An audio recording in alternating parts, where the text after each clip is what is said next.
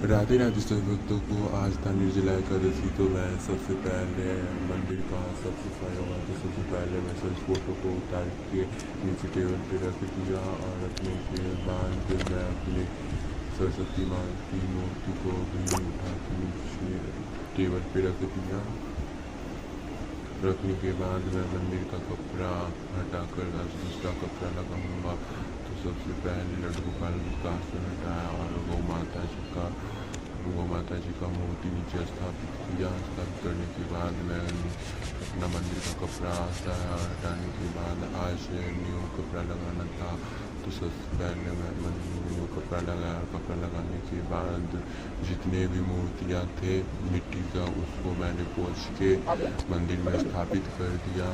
सबसे पहले माता सरस्वती जी को स्थापित किया, उसके बाद गणेश जी को और जगन्नाथ जी को स्थापित करने के बाद मैं प्रेमानंद महाराज का फोटो को पोंछा और माता दुर्गा का फोटो को पोंछा और शिव परिवार जी का फोटो पोंछा और पोंछने के बाद मैं इन्हें स्थापित कर दिया मंदिर में स्थापित करने के बाद मैं सभी को फूल माला और चुनरी अर्पण करूँगा।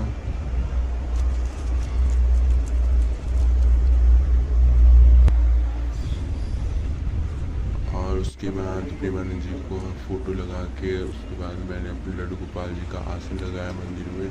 और लड्डू गोपाल जी का आसन लगाने के बाद माता लक्ष्मी और गौ माता का आसन लगाया।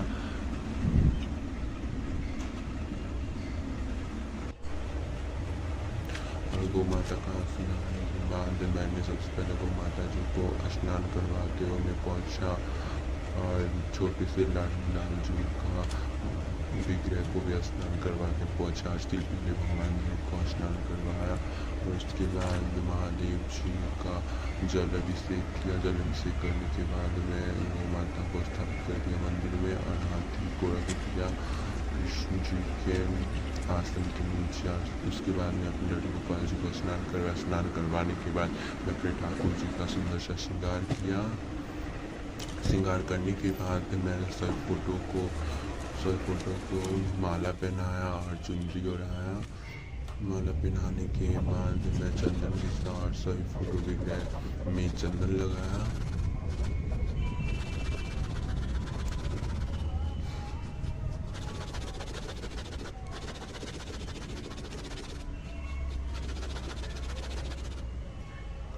चंदन घिसने के बाद सबसे पहले अपने गुरु जी के मस्तक पे चंदन अर्पण किया। उसके बाद गणेश भगवान की, उसके बाद शिव जी को चंदन अर्पित किया। उसके बाद मैं अपने ठाकुर जी का चंदन का टीका लगा। सभी देवी देवता को चंदन का टीका लगाने के बाद मैं आज पुष्प अर्पण करूँगा सभी भगवान जी को।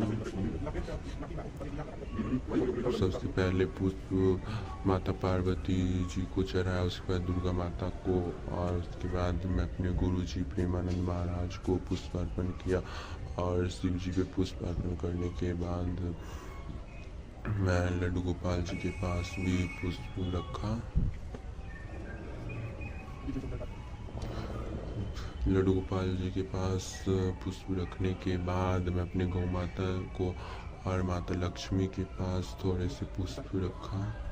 और माता लक्ष्मी और गौ माता के पास पुष्प अर्पण करने के बाद मैं चारों तरफ लड्डू गोपाल जी के आसन की तरफ फूल बिछा कर सुंदर सा डेकोरेट किया। डेकोरेट करने के बाद फ्रेंड्स आज था निर्जला एकादशी, तो सबसे पहले पुष्प अर्पण करने के बाद मैं आज था निर्जला एकादशी, तो सभी देवी देवता को पुष्प अर्पण करने के बाद मैं आज निर्जला एकादशी था, तो आज के दिन पानी का मटका दान करना बहुत ही फलदायक माना गया है।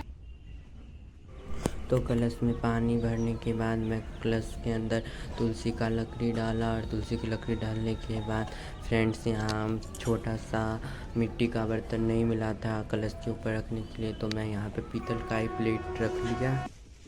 पीतल का प्लेट रखने के बाद मैं उस पर 2 चम्मच चीनी डाला और चीनी डालने के बाद उस पर तुलसी का सूखा